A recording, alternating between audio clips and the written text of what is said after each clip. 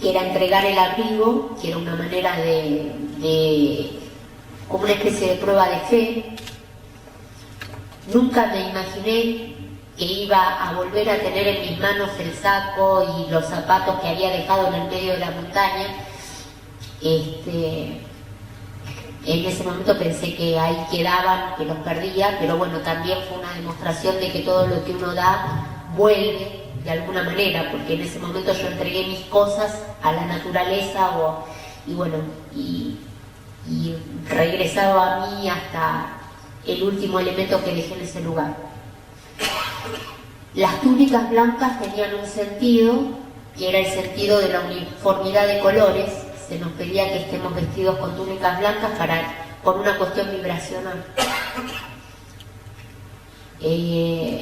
Esto que estoy diciendo lo va a entender la gente que tiene que ver con el tema esotérico, a lo mejor el resto de la gente no, pero bueno, tiene que ver con una cuestión de tener una uniformidad en el color para vibrar más o menos de una manera idéntica. Con el tema de la niebla nos fuimos perdiendo entre nosotros. Pasaron muchas cosas en esos días que tienen que ver con el darse cuenta de un montón de cosas. De repente yo me daba cuenta que cuántas cosas tenía de más en la vida, porque en ese momento podía comer de lo que me daba una montaña, tomar de lo que me daba una montaña, no necesitaba absolutamente nada más que mi cuerpo y que mi fe, porque bueno, en ese momento también hay una cuestión interna, hay una fuerza que dice que uno se va a morir ahí y otra que dice que no, que va a vivir y que tiene que seguir. Me empecé a dar cuenta de dónde encontrar agua por el color de la montaña, donde la vegetación se ponía verde, allí había agua. Comer cactus en lugar de cualquier planta, porque el cactus se defendía con espinas, entonces por lo tanto no se defendería con veneno. Aprender a descubrir el horario, cuánto tiempo quedaba en el día por la posición del sol.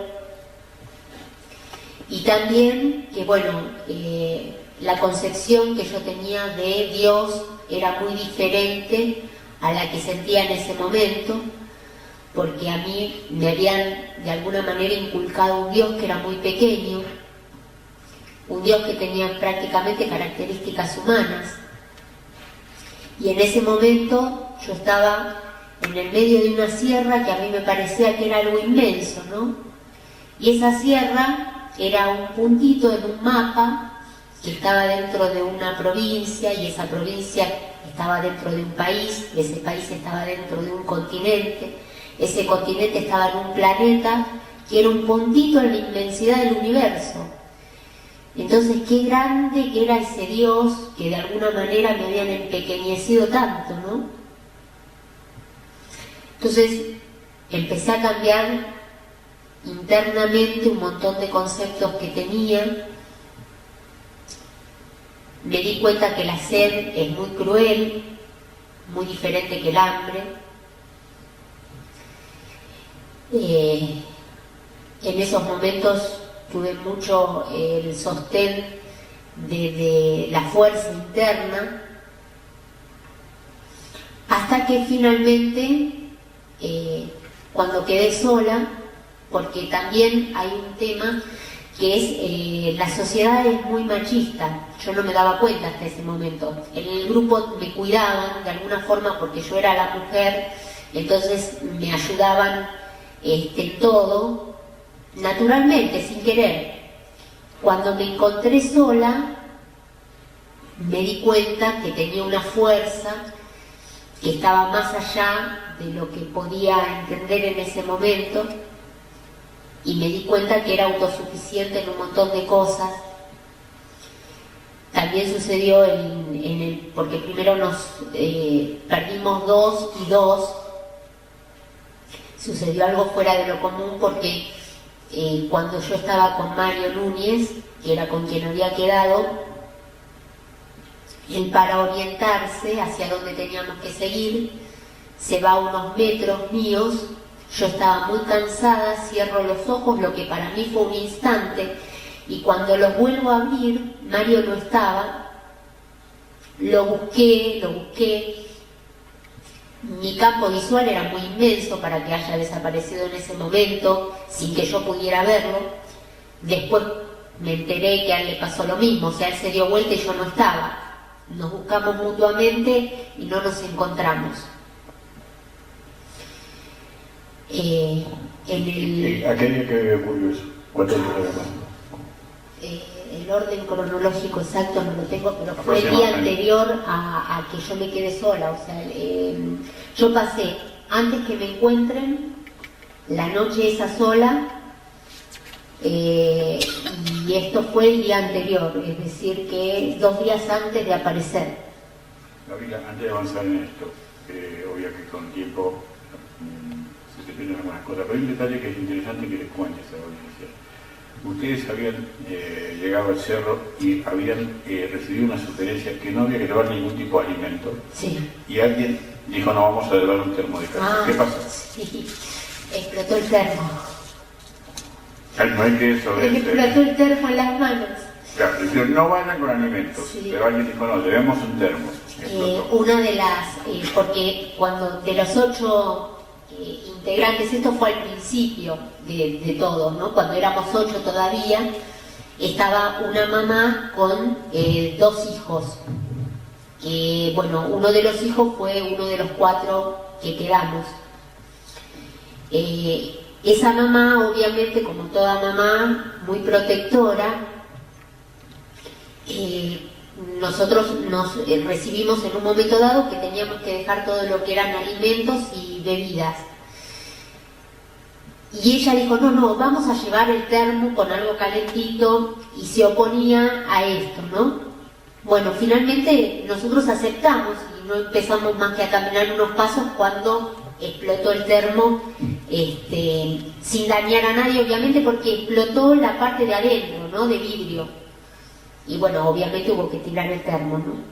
No solo eso, también nos sucedió que en el pie de la montaña nos encontramos con un chico que vendía agujas que nosotros compramos por una cuestión de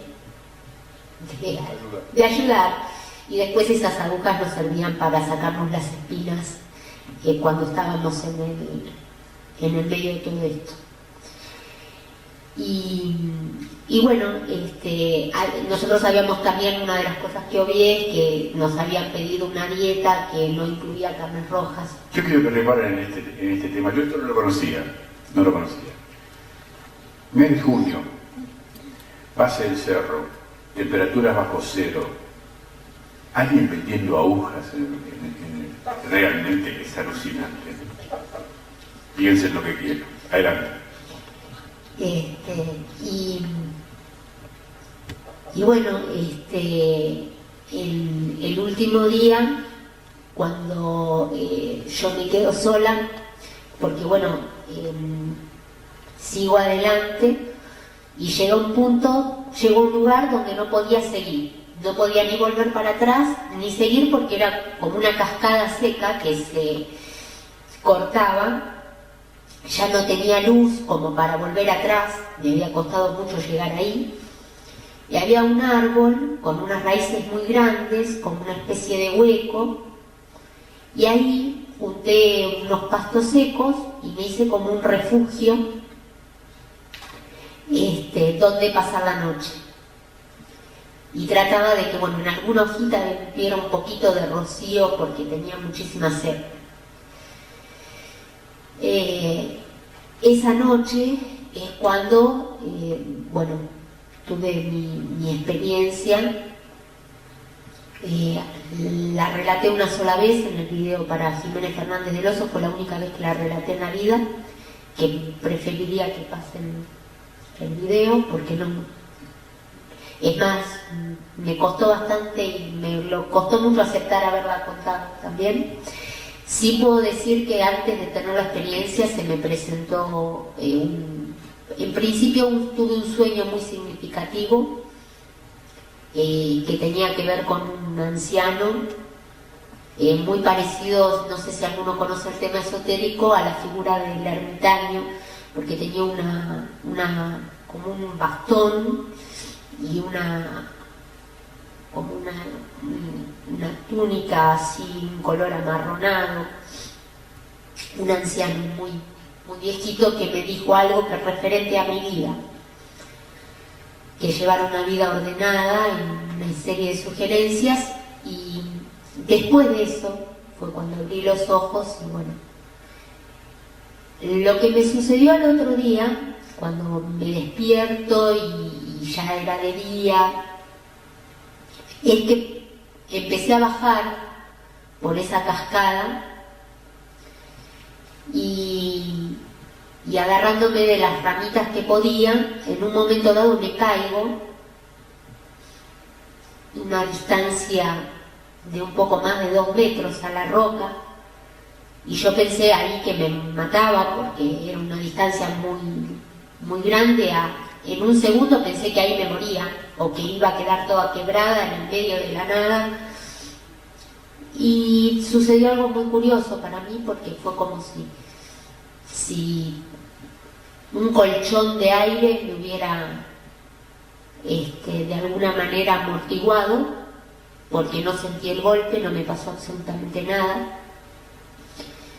Bueno, seguí caminando, ahí encontré agua, seguí el curso de agua, y cuando identifico la parte de atrás del cerro, es cuando, bueno, me encuentro con 2 bomberos que estaban cazando jilgueros o algo, estaban cazando pájaros, no estaban buscándome precisamente.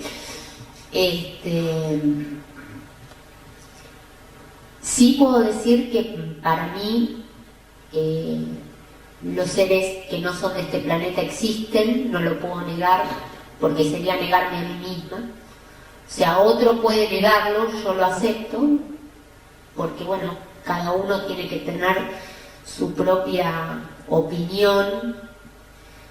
En mi caso no lo puedo negar porque lo vi, lo tuve enfrente y no lo puedo negar. No pretendo que nadie lo crea, no trato de imponérselo a nadie. Me cuesta mucho contar esto, muchas veces me piden que lo cuente, inclusive mis amigos, y en general me resisto porque me parece que bueno, es algo que es difícil de transmitir. De todas formas, una de las cosas más importantes que nosotros recibimos fue el mensaje o las imágenes de muchas catástrofes, inundaciones, terremotos, que tenían que ver con la energía atómica en aquel momento. Después de esa época empezó en el mundo como a haber una especie de desarme o de cuidado con respecto a este tipo de energía. Creo hoy por hoy que no sé si todos estos años hicieron que bueno, los gobiernos tomaran un poco más de conciencia. De todas formas, creo que es algo bastante difícil de desactivar por una cuestión de poderes políticos, de idiosincrasia del hombre, de momento de evolución en el cual todavía no está preparado para que haya una unificación total del planeta. Entonces, bueno, lamentablemente por las razones económicas y de poder que todos conocemos, seguimos sentados sobre una mina que puede explotar en cualquier momento. El problema es que no solo nos destruimos nosotros, sino que podemos desarmonizar a otros que no tienen nada que ver con esto.